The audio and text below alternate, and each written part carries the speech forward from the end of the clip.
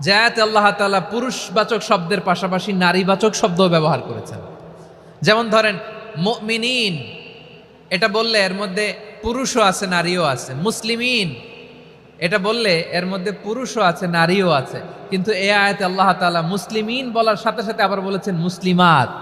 ইন্নাল মুসলিমিনা ওয়াল মুসলিমাতি ওয়াল মুমিনিনা ওয়াল মুমিনাতি ওয়াল কানিতিনা ওয়াল কানিতাতি।